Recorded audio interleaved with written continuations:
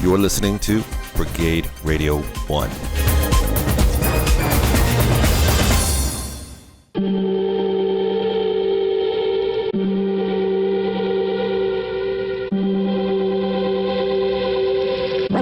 Welcome to the Antisocial Show.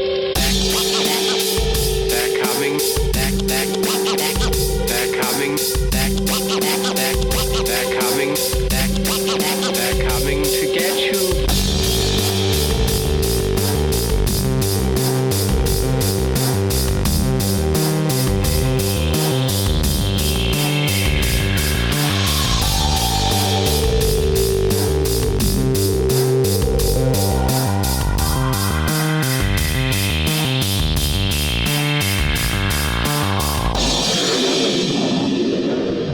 Here's your hosts, Underblock and Tyson Sater. Hello, everybody, and welcome to another episode of Antisocial Show, where tonight we're going to ride with the Knight Rider and beam up to the Enterprise. I am Hunter Block. And I'm Tyson Sater. And tonight on the program, we'll be welcoming star of film and stage and all-around entertaining and great human being.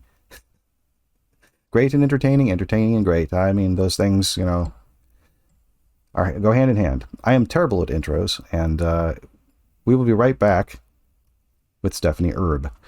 And then, like that.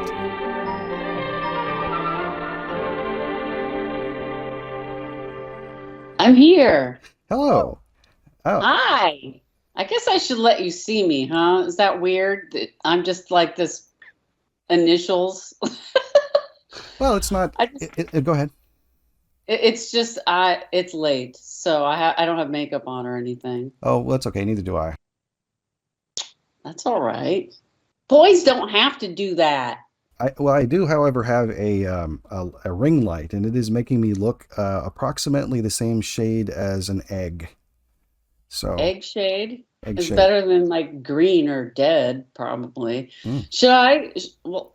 If you guys are recording it and you can see me, then I would be on the recording visible to all. This is true. I could very easily put up I can block that for the event. Either that or I can be sort of in the dark. Here, let's see. Okay. I'm going to turn on my camera and see what I look like. Okay. That's not too bad. I don't look too horrible. Not at all. Hold on. You look amazing. I wouldn't even say a little horrible. Here, this way I look sort of like, okay, there's a delay. There might be. Yeah, because I'm watching myself talk. Is it better without the camera then, maybe? Well, I can hear and see you in real time, so that would be recording in real time. Here, let me turn this on and see if that makes... Hey, now it's like we're at a campfire that's on my wall. Well, you guys seem to be in real time, but I look... delayed. Do you hear your voice coming back at you, or only like, you know, or is it just in real time? It's the video. Mm-hmm. I can hear myself as myself, okay. But the video, which I shouldn't look at because it's weird because I'm watching me slightly delayed. Yeah, they actually real quick, there was a panel show from the BBC called QI, and there is an experiment that if you have headphones that you speak into a microphone and then it plays your own voice just a little bit later than real time, it becomes very distracting to a person. So they took turns putting on the headphones and then attempting to read things while they were hearing their own voice come back at them with a slight delay, and it starts slowing down because it just like does something to the brain. But well, it's my mother is 95 and I FaceTime with her, and she lives in West Virginia where the internet is run by squirrels who are drunk, we've determined. So there's never not some strange anomaly where I hear aliens or she's echoing and I'm echoing. So, I mean, this is fine. If it looks okay for you guys, I'm sort of in the dark, but I kind of dig that. So whatever. Okay. Well, go ahead, Hunter. I've been to West Virginia several times, including dating a girl from West Virginia. And I can tell you right now, those people are special. I always let somebody know that I was going down there, and I would keep in regular contact with people back home just so that they know that I was okay and when I was leaving. Because that again was pre-cell phone era, so it's not like I had a cell phone I could just call from. Hey, I'm here. I'm in this state now, and it was one of those. That's very wise. My brother lives there, and I think the town he lives in is 50% meth heads. Oh dear. It's freaky to have my mother there because I would prefer her to be over the pandemic. She's been very sick 3 times, and there's no hospital. Oh, They have to stick her on a helicopter and take her wherever they can get her to go. Oh. And that is a very scary, scary thing. So Most parts of West Virginia, Tyson, is very, very, very, very rural. Oh, and okay. if you don't know where you are, you seriously, literally don't know where you are. Well, that's kind of like anywhere you are, really. No, but you got to understand, in West Virginia, everything looks like everything else. I understand. So you'll be like driving, and you'll be passing all these dirt roads, or as they call them, hollers, and people live on Hollers. roads, and they're not the type of people that really like outsiders, and they all own guns, and yeah. they do all own guns, and you don't want to do like let's look at the countryside and drive around, because you'll end up on a road where suddenly the road collapses and you're stuck and you're going to die. Oh my. So don't do that. Wow. So holler, that makes me think of Butcher Holler, which I believe is where Loretta Lynn was from. Oh yeah, that's true. Actually, I think. Or at least she familiar. is in the song, the coal miner's daughter. Born and raised in Butcher Holler. All Yeah, right. I'm sure that was the truth then. Feels like it. Feels like it would be as well. So let me formally welcome you to the show, Stephanie Erb. Thank you. It's so very nice of you to have done this for us. I appreciate it a great deal. But been actually looking forward to talking to you for some time, because I have actually heard you on podcasts before, aside from where I first heard you, which of course was Combat Radio. Combat Radio, yep. Recently, I listened to one called On the Rocks with Alexander. Oh yeah. And you've been on there multiple times, my understanding is. Yeah, I'm his co-host when he has, he covers a wide variety of entertainment industry people, but when there's usually an actor who's a real actor, not a personality or a dancer or whatever, because I don't know anything about dancing, he'll have me come in and be his co-host, because I can provide some insight to the television and film industry. So he'll talk to me about that first before he talks to his guest. Nice. I listened to the Gere Watanabe episode. Yes. Sorry. Oh, I loved him. Watanabe. I'm sorry. I've been saying Watanabe for years. I know it's really hard to. I thought it was Watanabe too, but it's Watanabe. And Alexander, so he does so much research, and he double checks all the names. So that was good, because I would have said it wrong right away. But he was a very gracious guy, Getty, and fun to talk to. Seemed very much, and seemed very thrilled to meet you. Yeah, I couldn't really understand that. He's had quite an illustrious career, but it was very sweet of him, frankly. Well, yeah, it was a good episode. I recommend that to anybody to listen to that episode. Also, recently I was listening to the JV Club episode that you did with Caitlin Hugh, is it? Oh, with Caitlin Huey, yeah. Huey. That was back when we were doing our pandemic series, Therapy with Pami. Mm-hmm. We actually shot it before the pandemic hit, right before. Oh my. And we edited it and got it out there. So it was actually provided some entertainment for people who are stuck at home and could not go anywhere.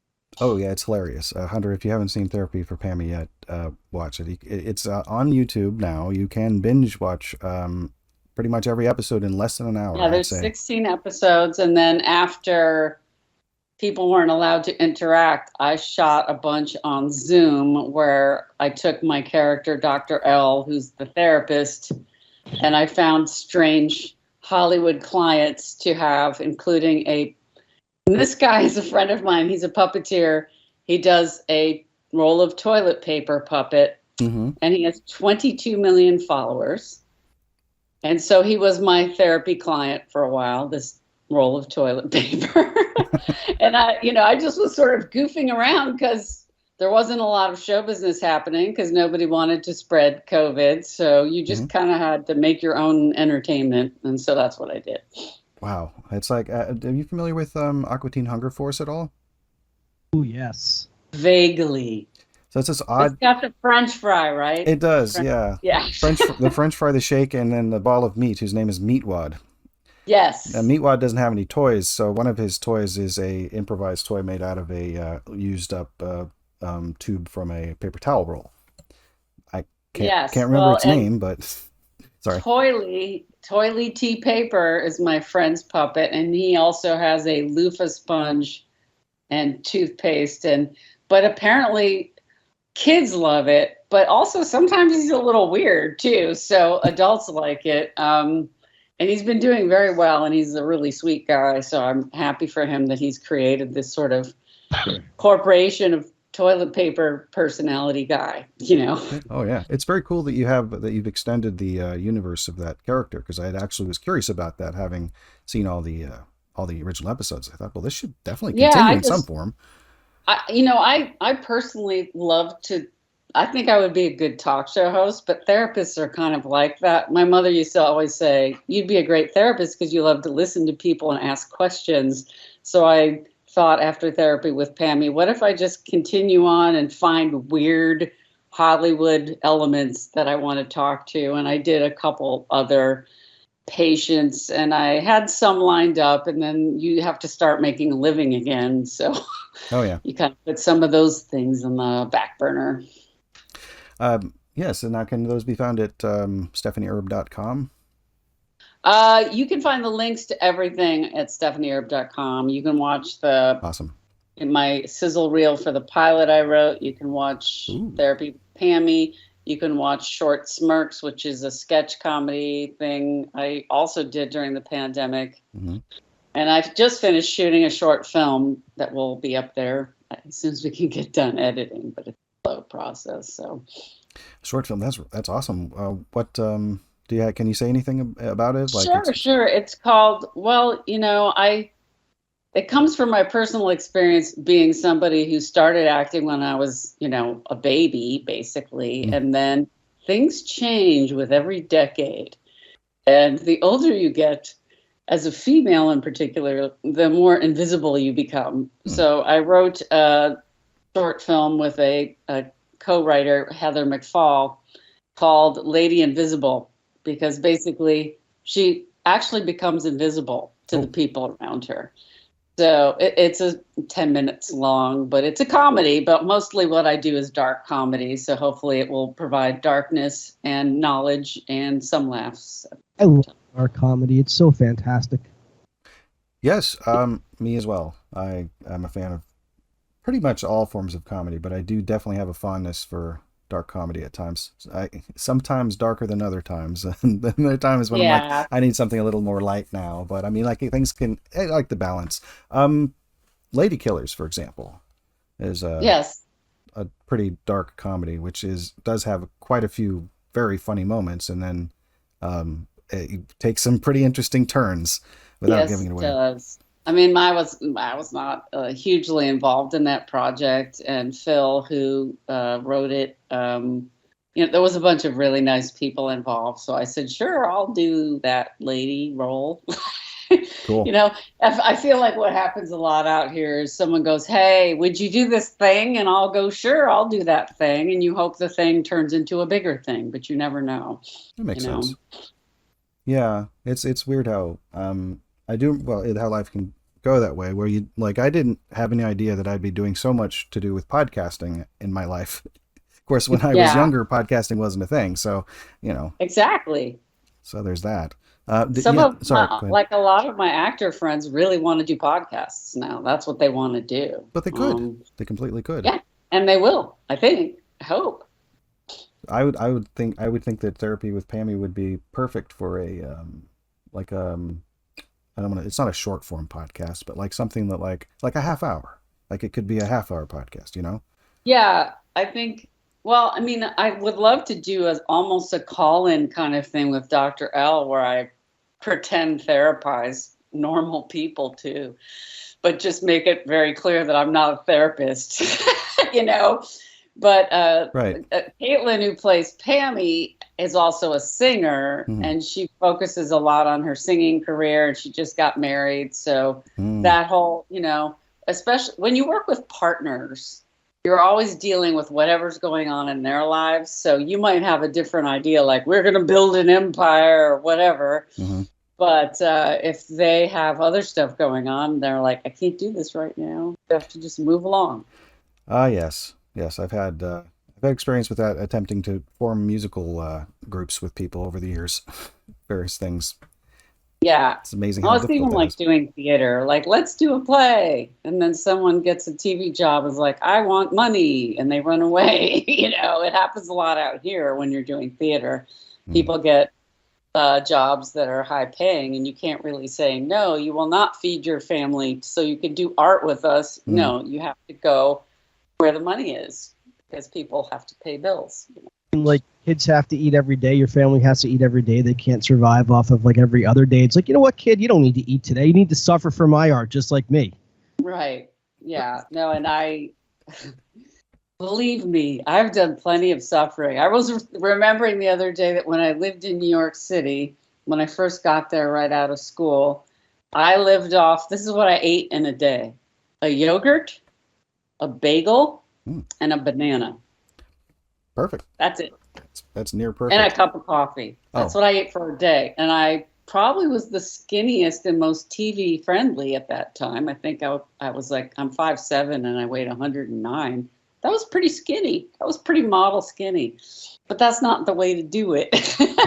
No, but thankfully you're doing the probiotic route with the banana and the yogurt, so that helps. Yeah. No, at least it was healthy. It could have been a Snickers bar, a cup of coffee, and a beer. And I didn't do it that way. So. I mean, it could have been a banana, yogurt, coffee, and a Snickers bar. That's true. And I do like a Snickers bar. Oh, they're good things. Packed with peanuts. They really satisfy. Yeah. Not a sponsor. all of that sounds a lot healthier than what I did when I first moved to the South. I definitely had no money, no job, and my diet consisted of ramen noodles, Diet Pepsi, and the dollar menu burgers at McDonald's. Oh, you're lucky you're not dead. Yeah. Well, in college, I lived off a giant Mountain Dew and 2 bean burritos. Ooh. That's what I ate most of the time in college. And occasionally a donut, because at SMU they were all about donuts for some reason. I don't know why. I don't even like donuts very much. Interesting. Like donut culture.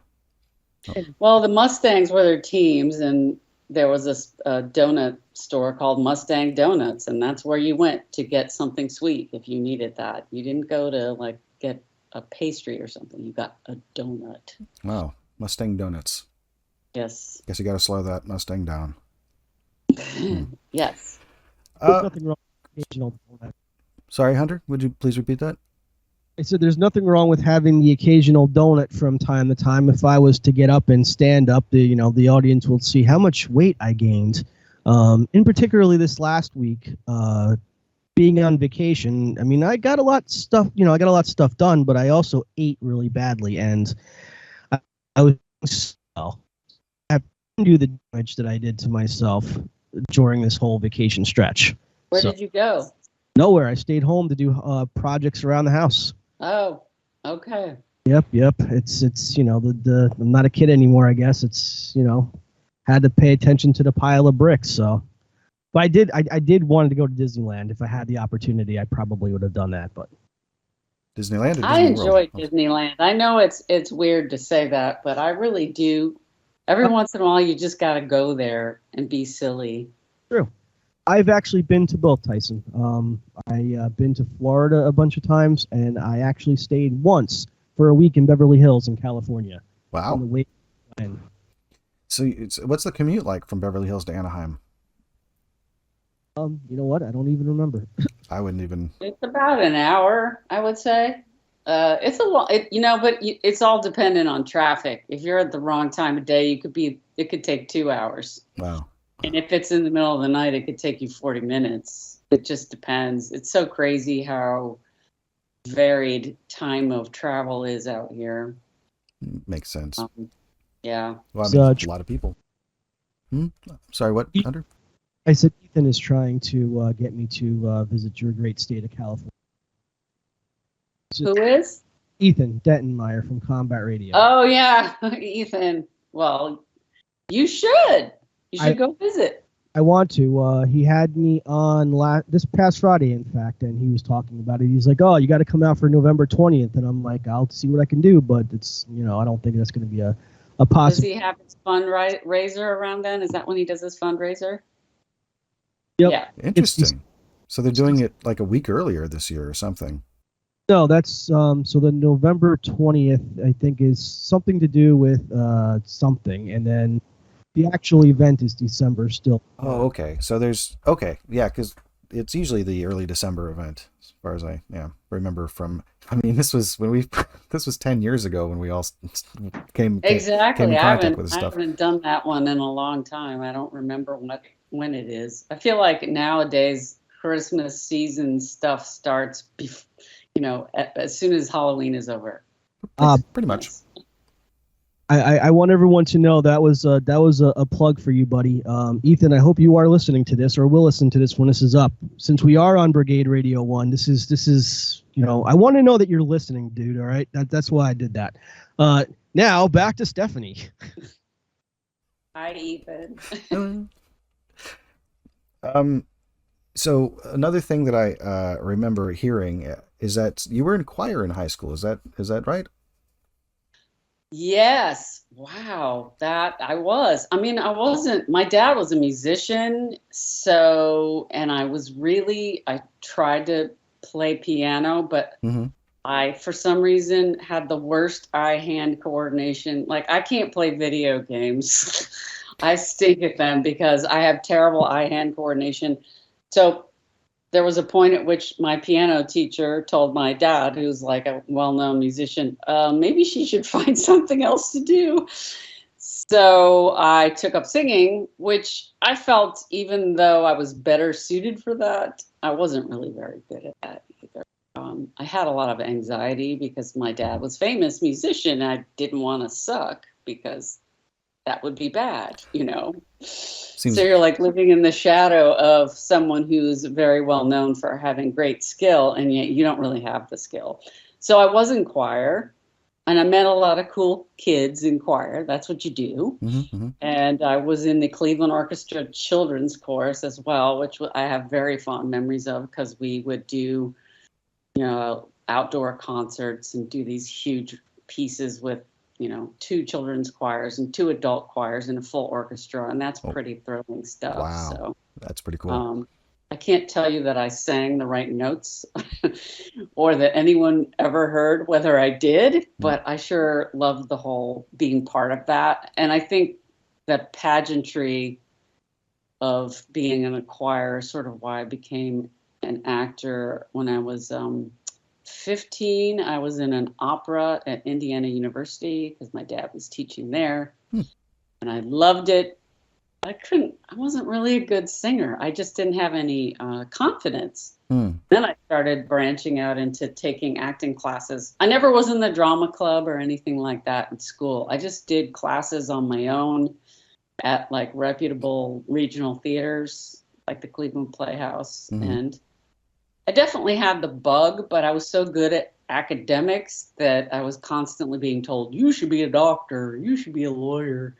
So I'd go, okay, because, you want to make money. And my dad was a musician, and it's hard to be an artist. And I saw how it stressed him out a lot. He had 4 kids, so it was even more stressful because he had to feed us and all that stuff. So I proceeded as though I was going to be a doctor. And even when I went to college, I was getting a biology degree and an English degree.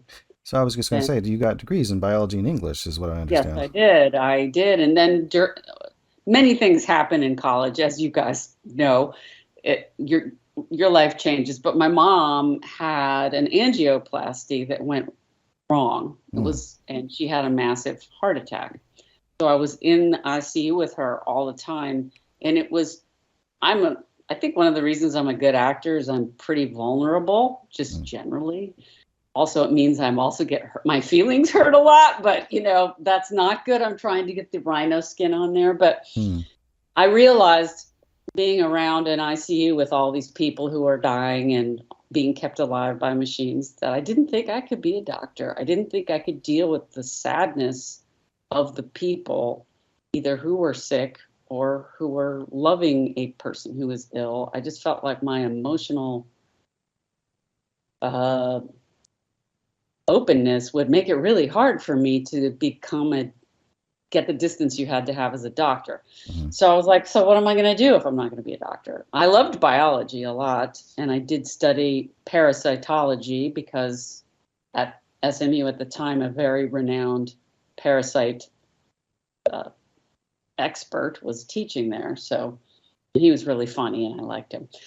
Cool. But that meant you're like in the lab all day, centrifuging rat poop and looking for eggs of parasites and stuff. But I just decided if I auditioned for the theater department at SMU, which was quite renowned at the time, and I get in, that's a sign from the universe that I should do that instead, or at least finish my other degrees up and focus elsewhere. And that's what happened.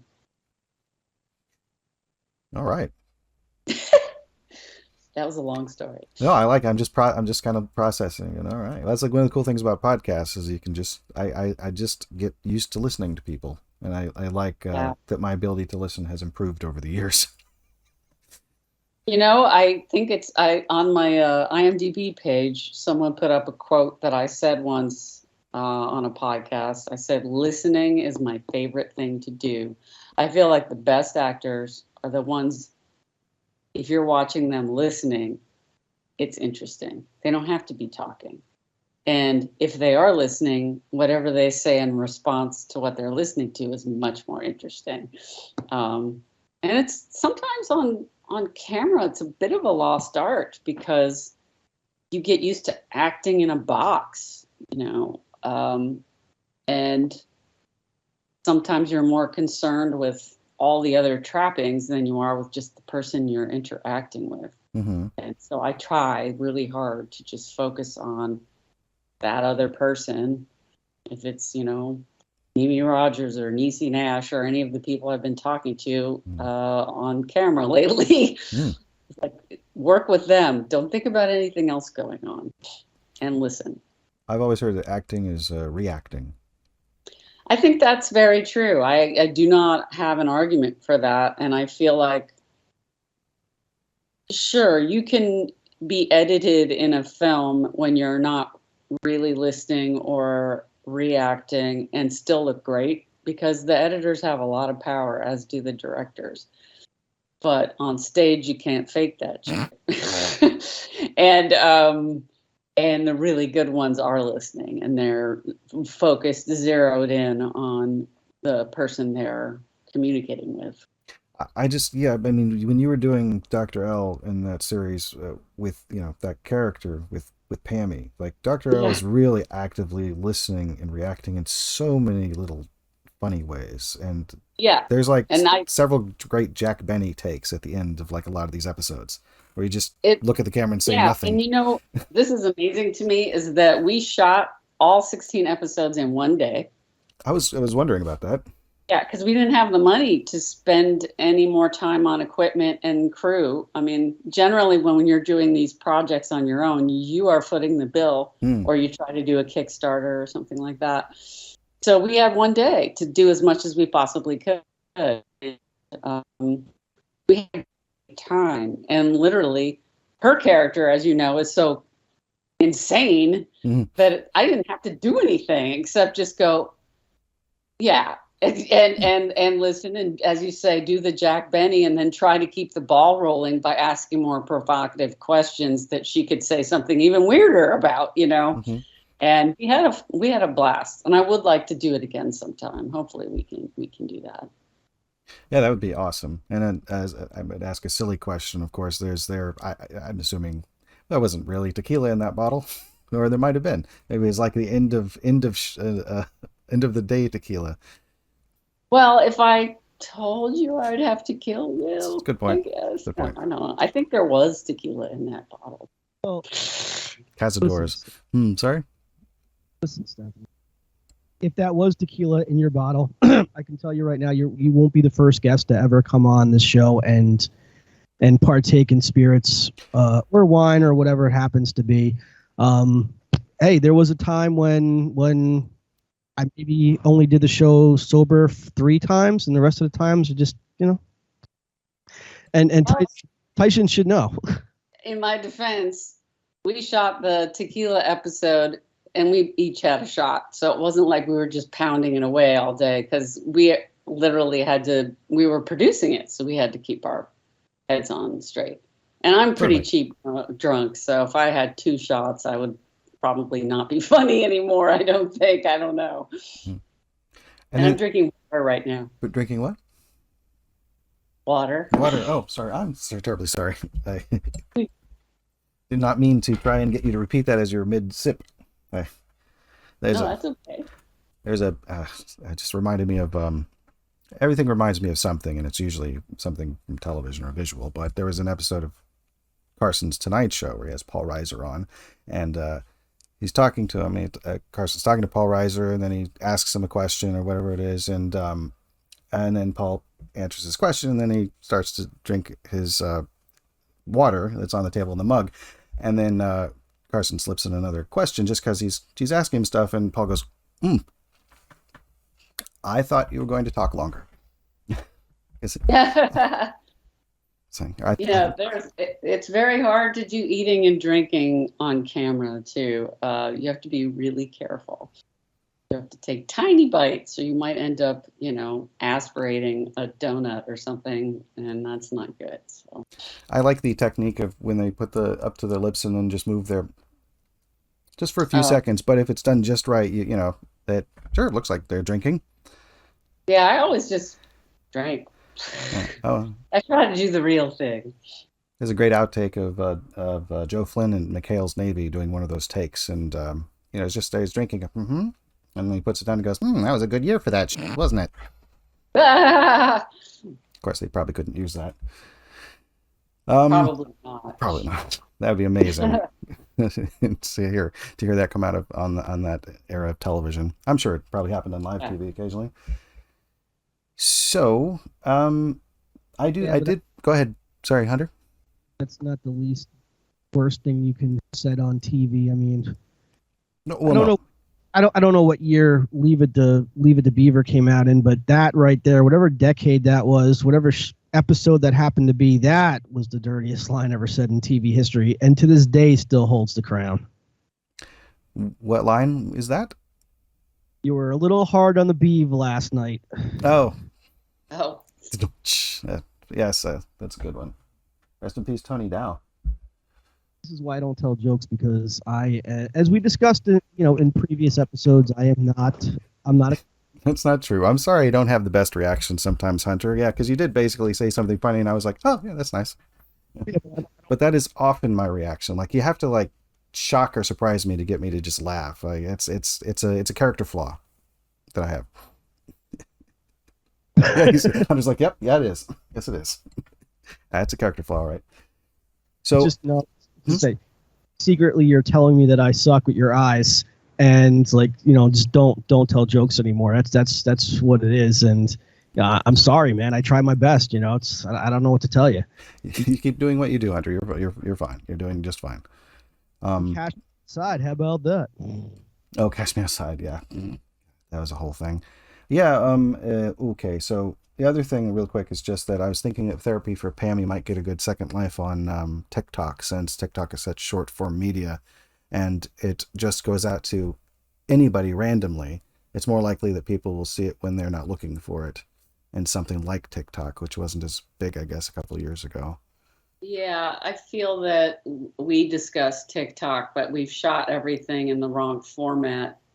Oh no, that's fine. I put clips of my gaming videos up, and they are like this on a screen that's like that, but they still get looked at. So I mean, it's you know. Generally, because Caitlin's gone on to other things, I think we've just sort of let it ride for now. I don't know if she's interested in, I don't even do TikTok. I probably should, but I only just got into it myself. It's yeah, I will probably eventually, because I have a girlfriend in New Jersey who's constantly sending me TikTok videos, and I'm like, I don't have TikTok. She gets mad at me. TikTok is very addicting, as I found out, because I'll just be sitting there just like scrolling through videos.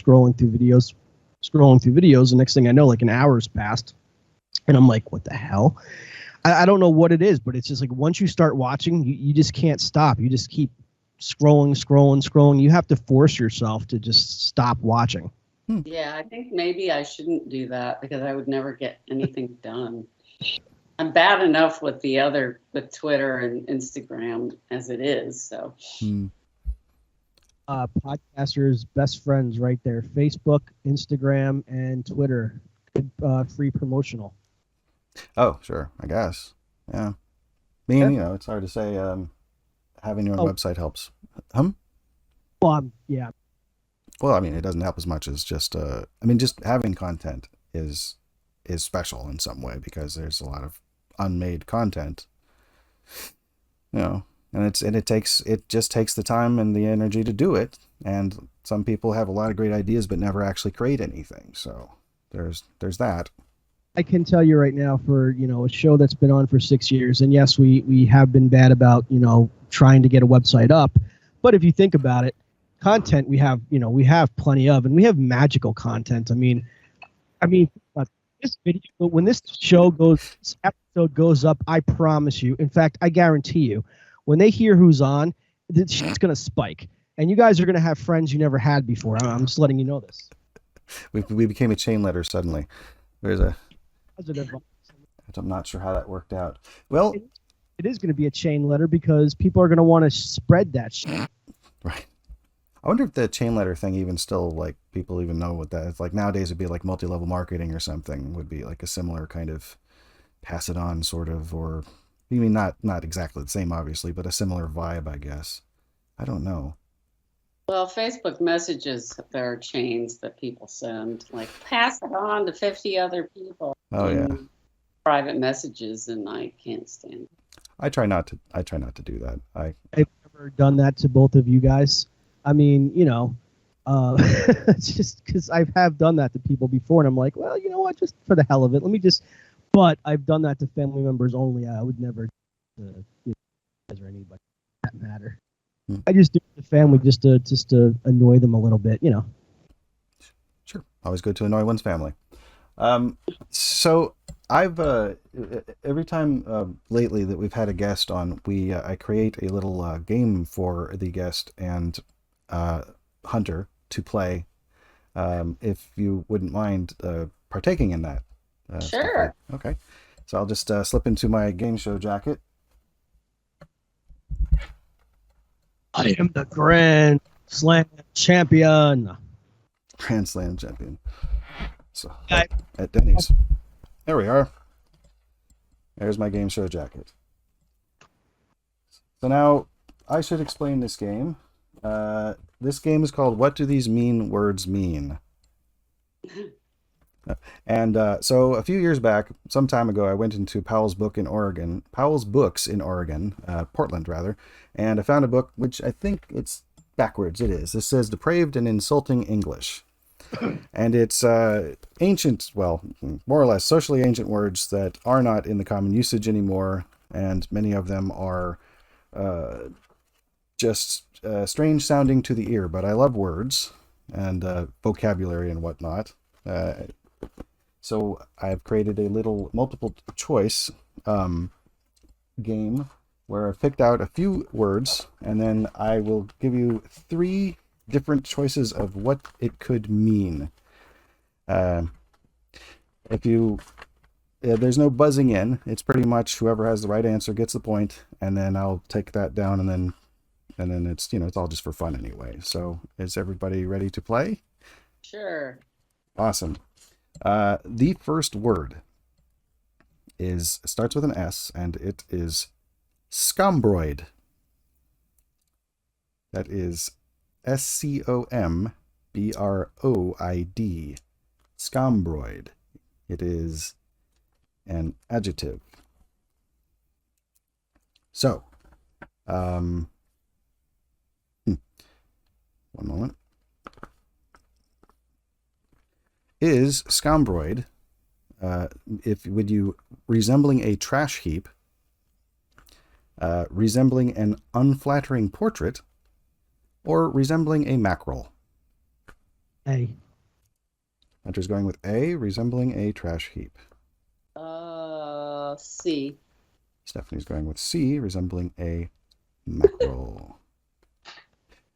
That is correct. Stephanie gets the point. It is in fact, scombroid is in fact resembling a mackerel. Yes. Hooray! So let me put down the score up at the top. Alrighty. So that's a very specific, I guess one, what's the word I'm looking for? Insult. Why a mackerel? Why a mackerel over other fishies? Because they're sort of oily. Ooh. Oh yeah. They have the big cans of mackerel at they're cheap canned fish at the supermarket. Yeah, they're inexpensive and oily fish. Yes. That makes sense. They have a bad image. Sorry, they have a what? They have a bad image, and now I require somebody out there to start up a cause for the mackerel. Oh, to save its feelings? Yes, to save its feelings, to save everything. The mackerels, they're the fish upon fish. They're the creme de la creme. The fish upon fish. Yeah, fish of fish. I don't know. The fish of fish. I like that. They are the fish of fish. I promise you, this is non-alcoholic wine. Okay, I believe you. Hunter has been having non-alcoholic wine lately. I imagine it's good or it tastes like wine, in which case it could be good or not. I don't know. I'm not much of a wine person myself. Tastes like wine. Huh? It tastes like wine. Oh, good. So the second word starts with a T, and it is tosspot. That is a noun. Tosspot. Tosspot. Is a tosspot A, a peeping Tom, B, a drunkard, or C, a vessel designated for the exclusive purpose of collecting vomit? B. Both Hunter and Stephanie are saying B, which is a drunkard. That is correct. 1 point to each of you. So that gives Stephanie 2 points, and Hunter is on the board with 1. On the board. Alrighty. So that's a word I haven't heard in a very long time. I think maybe I heard it in a Harry Potter novel most recently. Pretty sure somebody got called a tosspot. Alright. The third word starts with an E, and it is egrote. That is spelled E-G-R-O-T-E.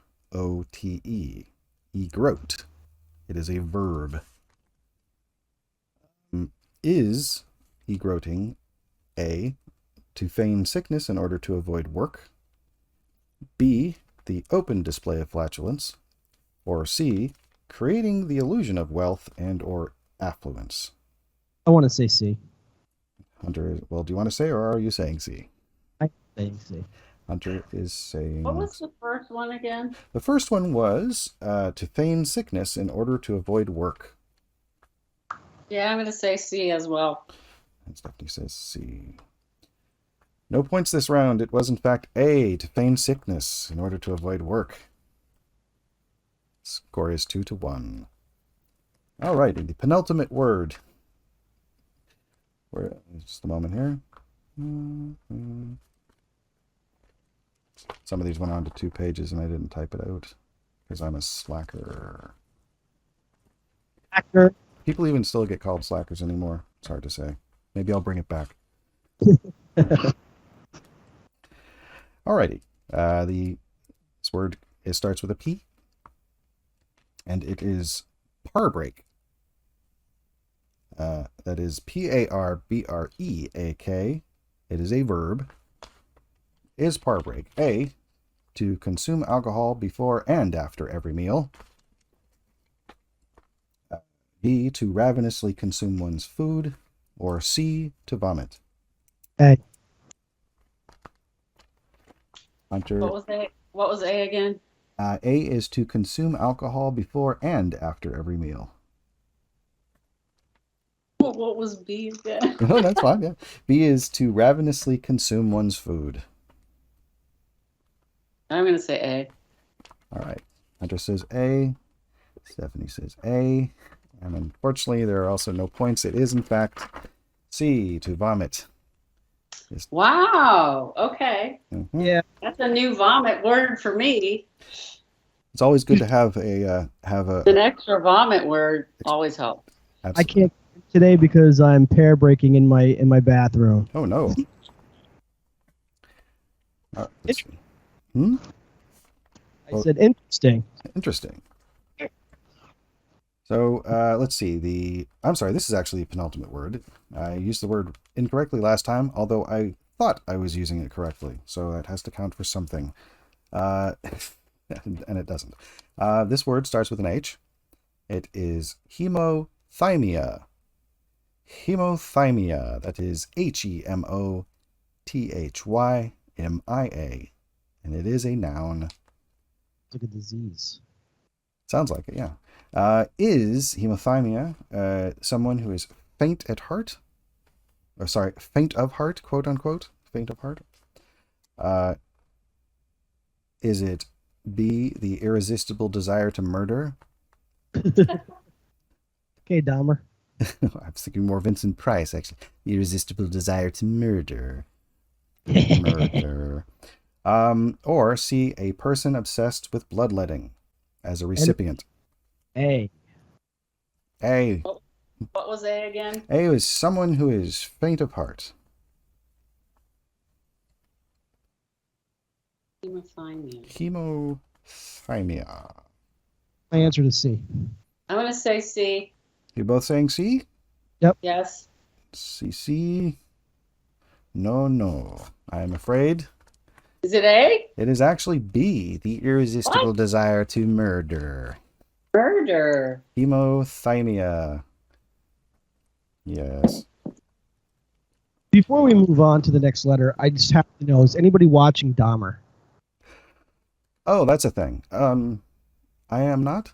I was not aware it was a current thing because there was something else called Dahmer that I thought I was seeing media for. Netflix. I'm in it, you guys. Awesome. Yeah, I'm in episode 7. Oh, that's coming up next. Oh, cool. I'll be watching episode 7 tomorrow. I feel like I should have Netflix. That'd be nice. There's a lot of things I'd be able to watch if I had Netflix, and instead of having Prime, Hulu, Disney Plus, and Discovery Plus. Yeah, why don't you have Netflix? What's the justification for that? I used to have Netflix. I had it for many years, and then, technically, I had access to Netflix because I didn't have my own account. And then when we stopped living with that person, we stopped having Netflix, and then we replaced it with other things, like a lot of YouTube. Lots of YouTube. Like Rhett and Link's Good Mythical Morning took up a lot of time. That's a great show on YouTube. And I can't name any other ones at the moment, but I have been thinking of going back to Netflix mostly so that I can see RRR finally. So I hear that's awesome. So I had to add back Paramount Plus because, you know, I was missing Star Trek and I couldn't have that. So Star Trek, yes, I do recall that. We should probably finish this out, but I would be curious to know about your experience on The Next Generation if you'd like to share it with us at all. Sure. Okay. I couldn't hear you, Hunter. I said, beam us up then. Beam us up then. I think Skype does one of those things where it cancels out, like if there's 3 going at one time. I don't know why or how, but boy, glad everybody's very patient with it because it can be it can be upsetting in the right circumstances. Alrighty, finally tonight, lot better than how it was back in the old days when we first started doing the show, where things would take forever with my laptop up, to turn on, and people would freeze and all kinds of stuff. So, Oh yeah, podcast gremlins, we called that. yes. Alrighty, last word is elaterium. Elaterium, that is Elaterium, and it is a noun. So is elaterium A, gaseous emissions from poorly preserved food? Is it B, a collection place for dirty household waters? Or is it C, the juice of the squirting cucumber? B. Sorry, what Hunter? B. Hunter says B. I think A. Stephanie's saying A. Well, the score finishes up at 2-1 because it is in fact the juice of the squirting cucumber. No way. That's crazy. Okay. Stephanie wins 2-1. So just to recap, it was Scombroid, Tosspot, Egrote, Parbreak, I feel like I'm conjuring demons, Hemothymia, and Elaterium. Stephe.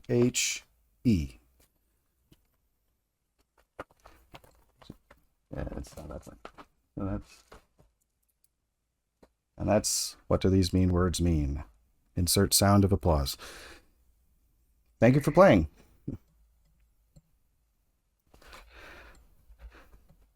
All right. How is everybody? Good. Fantastic, my man. Although I am battling a slight head cold, but other than that, it started on Friday, and I was having trouble with my computer for some damn reason, and not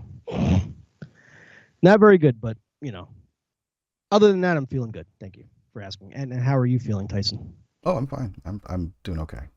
Just doing what I do, being a dad. So, and everything else, but mostly being a dad.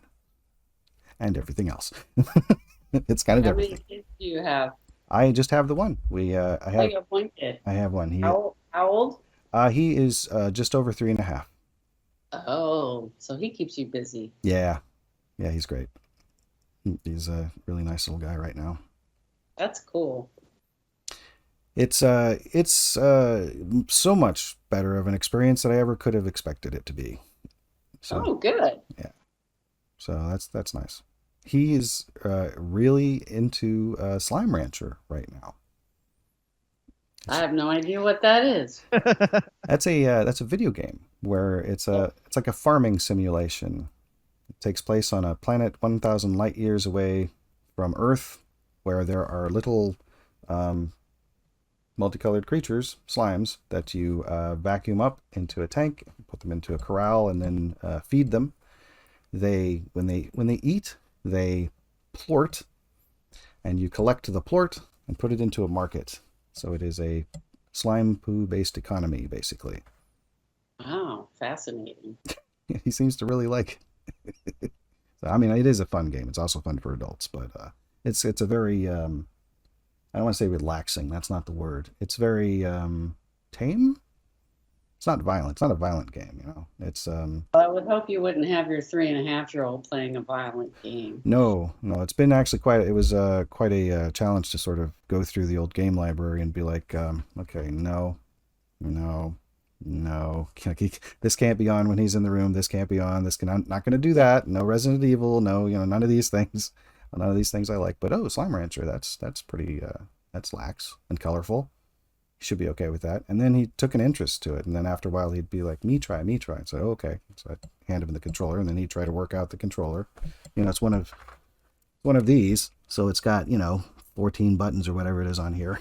And after about a year of just kind of fiddling around, he's just tooling around, and he's finally figured out what you're supposed to do in the game, rather than just playing, which is fine. It's nice that watching him play is interesting because he's playing a different game than the rest of us are playing while playing the same game.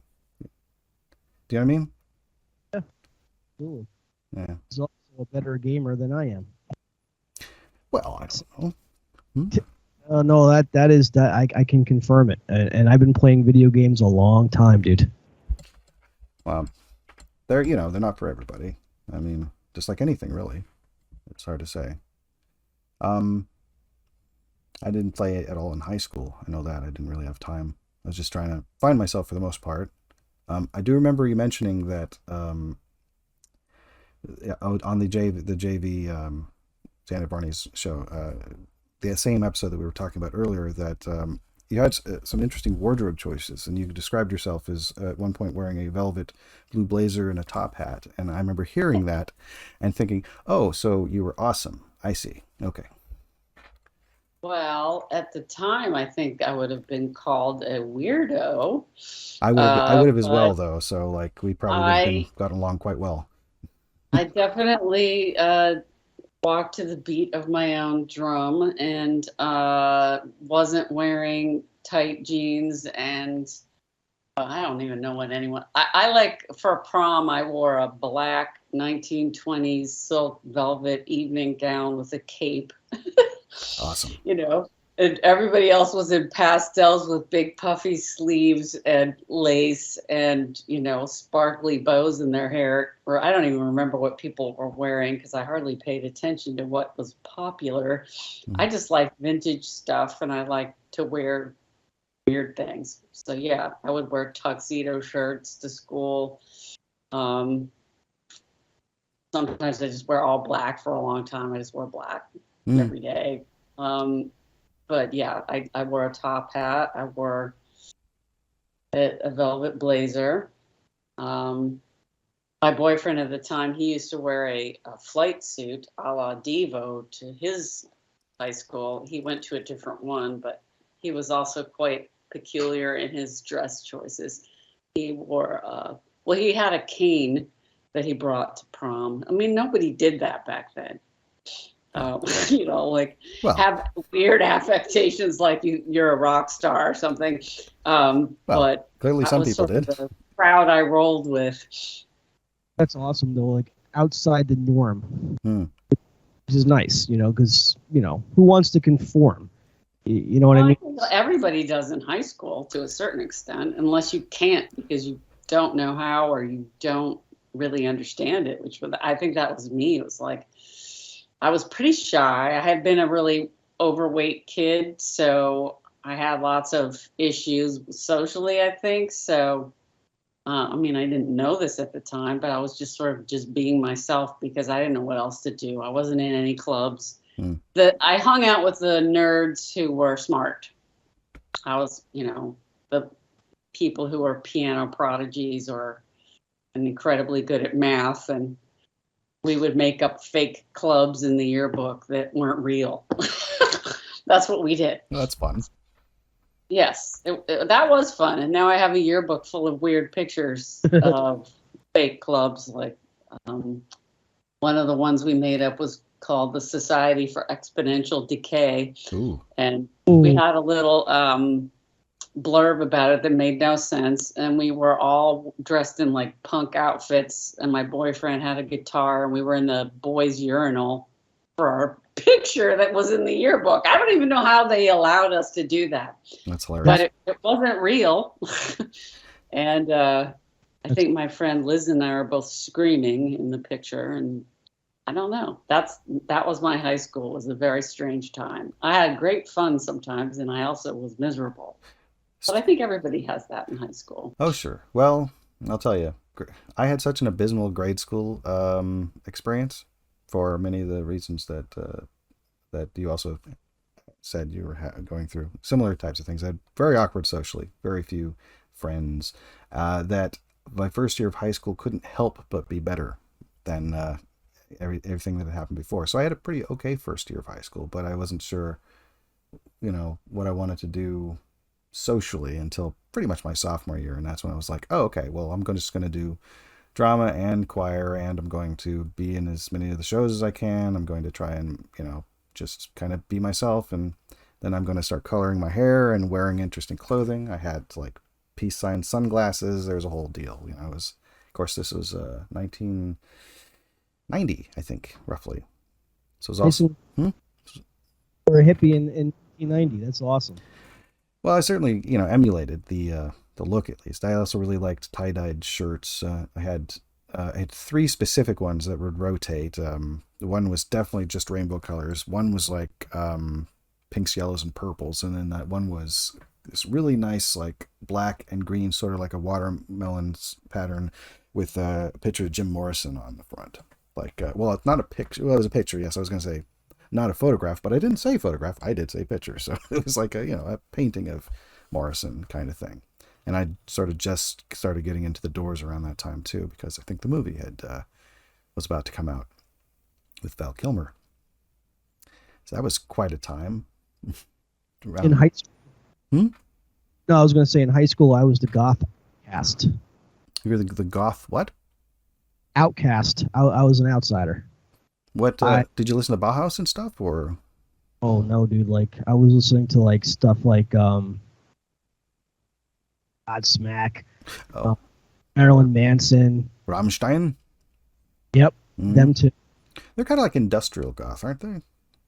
Guess well, there's like a 6-year difference. So like, we had a goth period, and when I was in high school as well, but there was also a goth period years before that as well. So it's like goth seems to kind of go and come as long as the Cure is around. Goth will be in and Yeah, out but and in and out and. This was like the late '90s, and there was really like at that point in time, really nobody in high school was really dressing like that except for a select few. That's when hip hop got popular. That's when people started sagging their pants. Everybody, and then you had us. So yeah, we didn't fit in.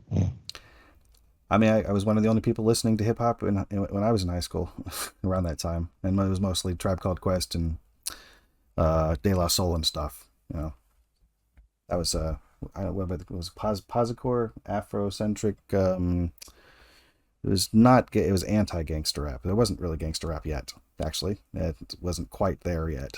And there was NWA was right around the corner, but they weren't there yet. And then I liked NWA quite a bit as well, but they're a totally different vibe. It's like going from Pat Boone to metal, which, by the way, he did do a metal album. Did anybody ever hear the Pat Boone metal album? So I can't hear either of you, but I could both see you're saying no. So I said I have not heard it. technically it wasn't. It was Pat Boone in a metal mood, and it was him doing his style of music covers of metal songs, including like Crazy Train by Ozzy and some other stuff. So that was fun. I always like it when music gets ground up and turned into something else like that. Keeps it entertaining. So I'm sorry, I was mentioning earlier that I had heard that you were when you worked on Star Trek: The Next Generation, you would watch Patrick Stewart act basically and take cues or something from that. Well, I mean, I had never really done much on camera work at the time. I did an episode of Unsolved Mysteries that actually shot in Ohio, where I was in high school, where my family lived. It was a couple lines, but I didn't know what I was doing. And so when I booked Star Trek, I was just always very aware that on stage you're putting out this huge amount of energy. I have a big face, I have a big mouth, and I was worried that it would just look like I was overacting my brains out, because it really can look that way. You have to be really focused on camera, and I wasn't really acclimated to it, and I didn't even know any of the lingo that you learn on a set. So I was somewhat terrified. My set call was 3:30 in the morning, so I'm terrified and exhausted.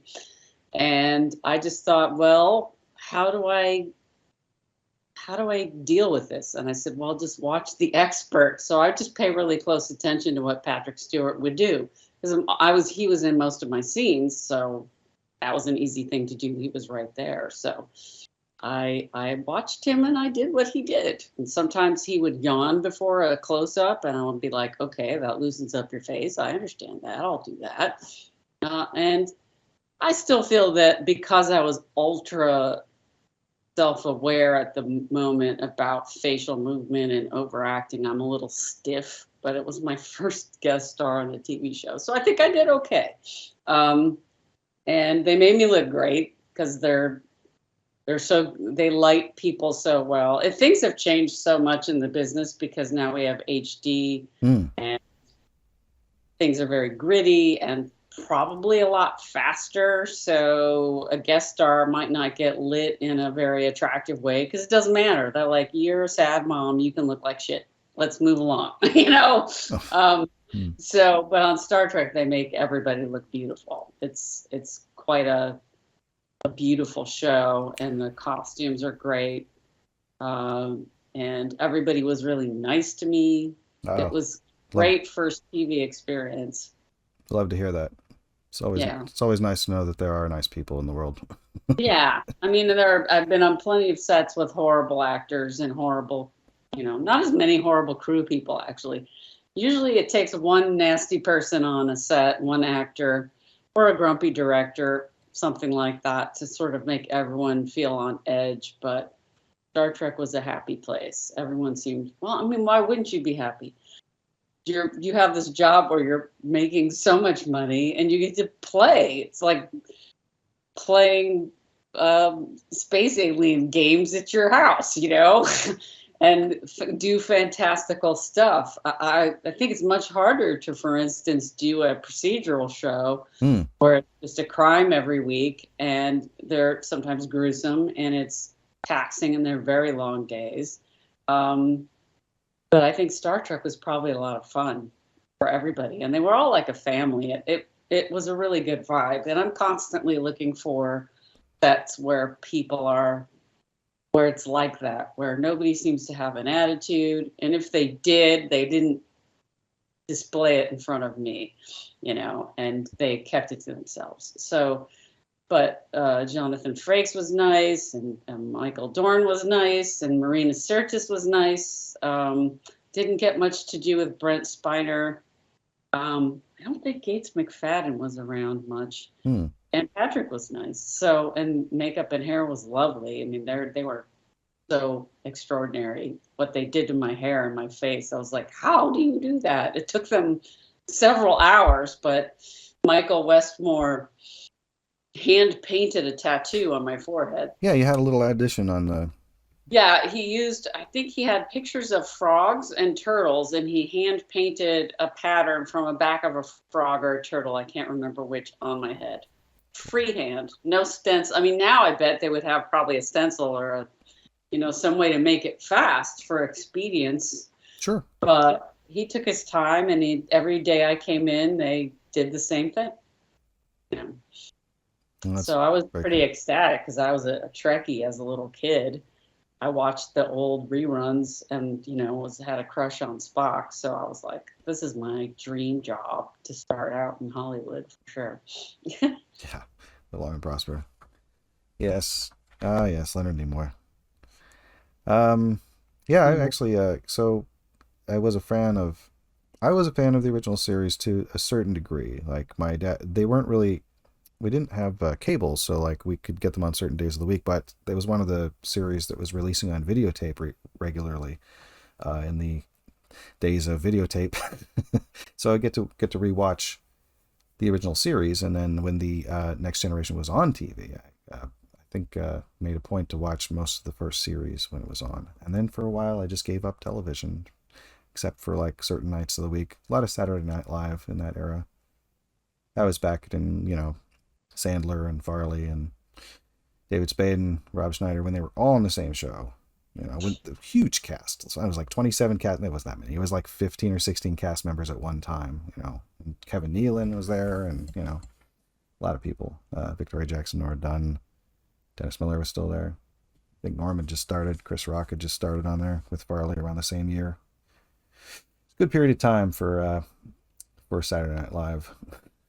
It's also really difficult to say Saturday Night Live without saying it like they say it. Saturday Night Live, Saturday Night Live, Saturday Night Live. And that's my default is just slurring it. Yes, sorry, Hunter? Oh no, I was just chuckling. Oh, okay. Well, please chuckle away. I mean, chuckle here, but carry on chuckling if you must. I don't think I've ever gotten up and walked away. From this? No, of course not. No, it was just figure of speech. I mean, sometimes I gotta go see a man about a horse, but I mean, Right. I've been through the desert on a horse with no name. So, thank you for putting up with this foolishness, Stephanie. I appreciate it. No problem. So, I don't want to keep you up too late, obviously, because it's it's a weeknight, and It is. whatever that means. I mean, I get up at 7, so everybody does. I don't sleep in anymore. It's weird. Once the pandemic hit, I don't sleep in. I just don't. I just get up. It's 6 and I'm up and I like weird, but it's how I am now. And I go about my day. That's pretty much what it is, isn't it? It's just a day by day kind of thing. Yeah. Well, say again, Hunter, your sound cut out on this end. I'm not a big fan of waking up early. Oh yeah, I didn't used to be, but it's also relative now that I wouldn't say I'm a fan of it. I'm not bothered by it. Yeah, I kind of like it now. I hated it. I used to love to sleep in. Oh my goodness. But now I kind of like getting stuff done. But I just get tired early. And that's kind of makes me feel like I'm getting older because it's like, it's 10 o'clock. It's time to go to sleep, And that would be when I would just be going out to do something in other parts of my life. So as long as you're at 6 o'clock at night, just to wake up at 3 o'clock in the morning to start your day, then you're fine. yeah, exactly. Did you have anything that you definitely wanted to touch on before we decided to say goodnight? No, I definitely wanted you to talk about what you guys are interested in because I think my career has kind of covered all kinds of things. It's funny, if I had just done sci-fi or just done horror or something like that, then I would sort of fit into the whole convention mode much more clearly, but I've sort of done a lot of everything. So, whatever is your interests is what I'm happy to talk about. Oh, I appreciate that. I'll tell you what we normally talk about on the show is probably things like, sorry, what? So it also depends on the guest what we talk about too. It does. Dark. But when we don't have a guest, the show usually tends to touch on Kevin Smith. We tend to touch on Stephen King. Like a lot of horror stuff. Zombie films often. I mean, the show isn't even really a horror themed show. It's just things that we kind of like we liked in our childhood. We like certain genres of 80s horror films. Sometimes just for their music or for their makeup. I grew up collecting Fangoria for a while, so because I was really into special effects makeup. So it was probably one of the things that drew me to Star Trek was looking at the various makeups and things and trying. I'll tell you, best makeup artist ever will always be Tom Savini. Okay. I understand. And go ahead. I got to meet him too, and he's actually, he's a cool dude to meet.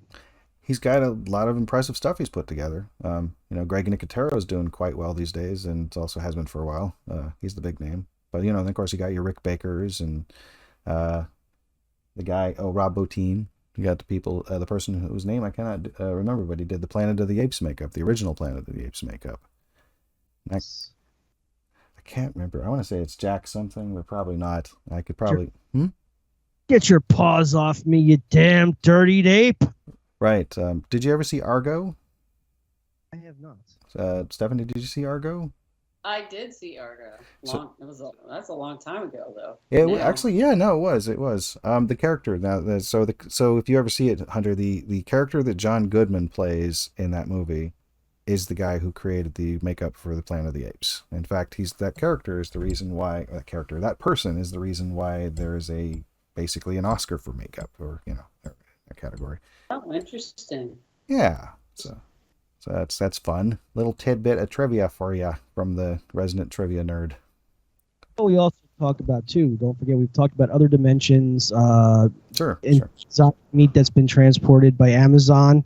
All kinds of weirdness on this place around here, anyway. Occasionally, video games we'll talk about. Occasionally, yeah. A lot of movies. Recently we talked about this because I only just saw this, but Hunter has actually seen this more times than I did. But I saw this movie a few times when I was younger. For some reason, probably because it's PG-13, so it was okay to see it. But it's a movie called My Demon Lover with Scott Valentine from Family Ties. It's a odd little rom-com with demonic possession in it. You ever see that movie? Never? It's entertaining. It's a fun little 80s gem. You will not be disappointed. If you like campy, kind of like fun horror movies where it's not like too scary and you get like some laughs out of it, that's the perfect movie for you. So go ahead. I love that movie. Some really good special effects makeup in it. It's like a $4 million film in 1987, and you could tell that they put a lot of money into the makeup and a little bit of the visual effects. But I'll tell you, Scott Valentine's very charming in that film. Well, I mean, he has his moments, especially when he was handed a free meal and he basically chewed it up and spit it out, and he's like, "I ate a fruit burger. You gave me a fruit burger." And he starts throwing it down and starts crying. Yeah. I'm not saying he doesn't have a difficult arc, but yeah, he's overall, it's very likable. Like Nick from Family Ties was likable, kind of a similar kind of vein, unless you thought he was annoying, in which case that wouldn't translate. But sorry, Hunter. Maybe he kind of channeled that character from, what'd you say, Family Ties? Family Ties, yeah. Maybe he kind of like, when he was playing the other guy, he basically just kind of channeled that guy to make like a perfect character for that movie. Interesting. So do you think maybe he channeled Nick to play Kaz? Yes. I don't know. It's hard to say. Maybe I'll get to ask him one day. Maybe not. Who knows? I mean, I guess I could just throw it up on Twitter and then somebody will come at me with trivia like they do, because that's what Twitter's for. To say, hey, what do you people think of this? And then it comes back with like dicks spray painted on it. I mean, listen, in 6 years that we've been doing this show, there's been a lot of strange and interesting moments on this show, like when we partied out with Andy Dick. I mean, he brought a party to the show. It's, completely fascinating. That was different. Yes, because I don't go to parties, never really did, and here we got invited to one. Sort of, yeah. It was something. It was something else. It was definitely a unique experience. I did have a good time. I get to edit these things, so it becomes like, all right, I'm not putting that in. All right, gonna put I bet that's true. Gonna put a little blur over here and a little blur over here. Yeah, but whatever. That's part of the job, That's part of the whatever the hell it is I do. I don't want to keep you up too long, and I appreciate that you've done this. So I want to say good night to you, if that's okay. Right. Well, it's nice to hang out with you guys. And thank you so much for doing that. And I enjoy your word game. I hope neither of you have a problem with par breaking anytime in the next 24 hours. Me as well. I hope I do not need to partake in par breaking. Par break. What was it Eat wrote? Now I gotta go look them up, but yes. Once again, that's depraved and insulting English. I enjoy that. I like words too, so that was a fun game. So thanks for that. I learned things. Hooray. It's always good to learn things. Oh, good. Happy to hear that. That's wonderful. So, yes, Hunter. Also an educational program. Yes. So exactly. We'll be expecting our insert educational award in the mail sometime next year. So that's excellent. Well, you guys have a nice night, okay? I'm going to go to bed. Sounds good. And sleep well, and thank you so much. All right. Of course, you're welcome back anytime if you care to put up with our foolishness again in the future. Please come back. All right. Take care. Right. Bye-bye. Good night. Thank you. All right. So thank you for listening and watching. It's about all the time we have for Antisocial Show. I'm Tyson Sainer. And I'm Hunter Block. be decent to each other. Absolutely. Peace. Have a good time, folks.